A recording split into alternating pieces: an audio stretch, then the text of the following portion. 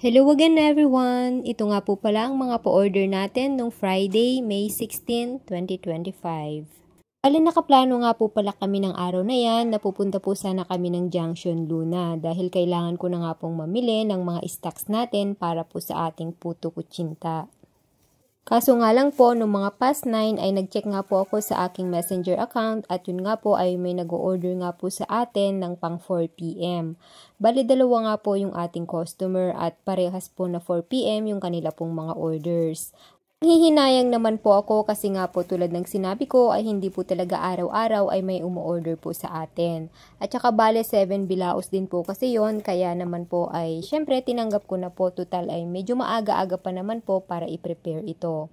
Dahil naubusan na nga po ako ng harina at ang iba pa po nating mga ingredients na pangputo at kutsinta ay bumili na nga po muna ako sa may labasan. Sinabay ko na nga rin po ang pamamalengke. Pagkadating ko nga po galing pamamalengke ay dumiretso na nga po ako agad sa kusina para i-prepare na po yung gagawin po nating puto at kutsinta.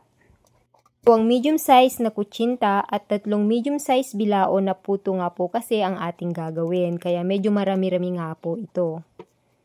Ang ginagawa ko nga po yung ating puto ay iniisip ko po talaga na sana ay maging maganda nga po yung kalabasan nito. May mga ari na rin po kasi akong nasubukan na hindi po talaga maganda yung kinalalabasan ng ating puto.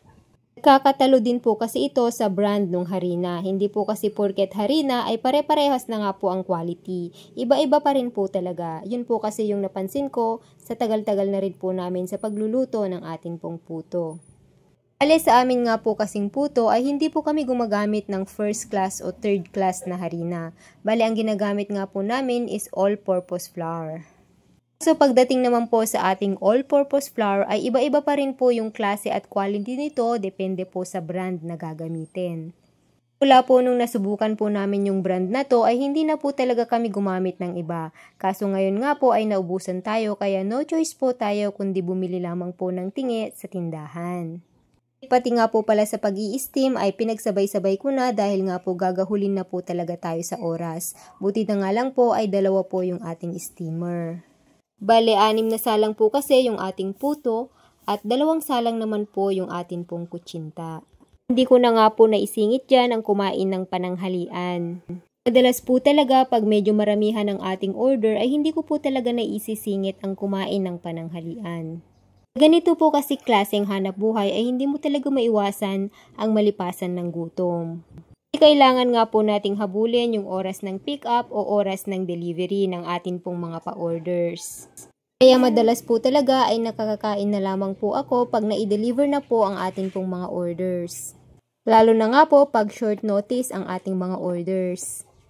Nung maisalang ko na nga po yung ating kutsinta ay naghiwa na rin po ako ng gulay para po sa ating lulutuing pansit. At nung mai-prepare ko na nga po yung ating mga ingredients ay diretso na rin po ako sa pagluluto. Ang minadali ko na nga po talaga yung pag-prepare at pagluluto ko ng ating pong mga orders dahil talaga namang pong malapit na yung pick up time at delivery time. Medyo nagpapanik na nga rin po ako dyan dahil hindi ko na nga po ito may habol ng pang 4 PM. 11:30 na rin po kasi ako nag-start dahil nga po namalengke pa po ako. Minsan po ay iniiwasan ko po talagang tumanggap ng mga short notice orders dahil nga po ay nagpapanik po talaga ako pag hindi ko ito naihabol sa oras na sinabi po ng ating mga customers. Kahit papano ay wala pa naman pong nagalit o nag-cancel ng orders kapag medyo nalilate po itong i-deliver. Kapag ganun po kasi nasa tingin ko ay medyo malilate po ito ay sinasabihan ko na po agad si customer. Buti nga po ay naasikaso pa po nung kapatid ko yung paggawa ng lumpiang Shanghai dahil nga po marami din po siyang gawain sa bahay. Bihira lang din naman pong nalilate ang ating pag-deliver sa ating mga orders.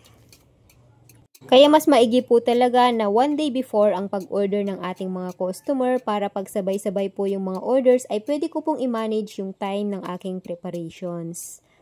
Minsan ay hindi rin talaga maiwasan na malate ang pag-deliver ng ating mga orders kahit gaano pa po natin madaliin o kahit gaano pa po natin bilisan yung ating kilos. May mga instances din po kasi na nauubusan po tayo ng gas o may mga nangyayari na hindi po inaasahan. Sa ganung mga pagkakataon ay humingi na lamang po talaga ako ng pasensya sa atin pong mga customer. Yun lamang po ang mga ganap. Maraming salamat po. Please like and share and follow our page. Thank you!